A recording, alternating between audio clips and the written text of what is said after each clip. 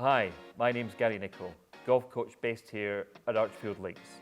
I'd like to welcome you to the latest Lost Art of Putting video series in association with Odyssey Golf. The whole idea behind this series of drills and exercises is to help you not just play better and putt better and shoot lower scores, but it's to help you understand how perhaps you can train or practice better. And ultimately, we want you to hold more putts, shoot lower scores, and have more fun on the golf course.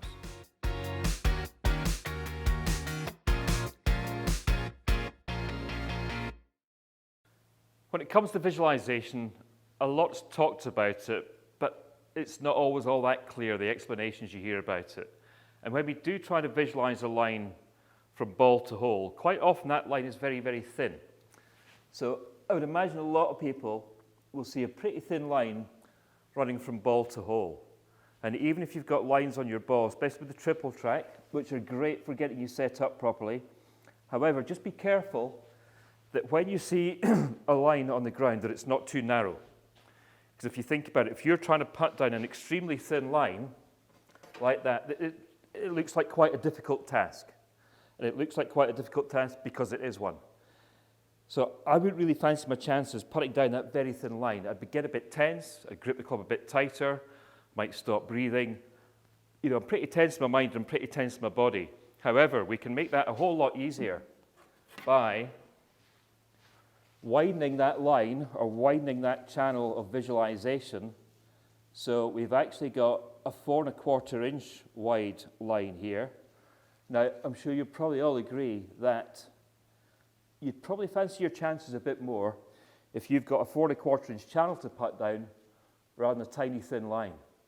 So when you've got that wider channel to putt down, you're going to be a bit more relaxed, you're going to be a bit more confident, and you don't actually have to get the ball going into the middle of the hole. It can go anywhere in here.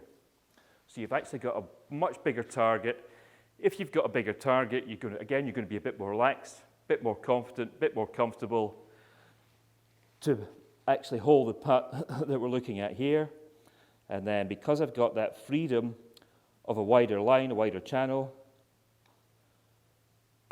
I can just roll it in without too much difficulty.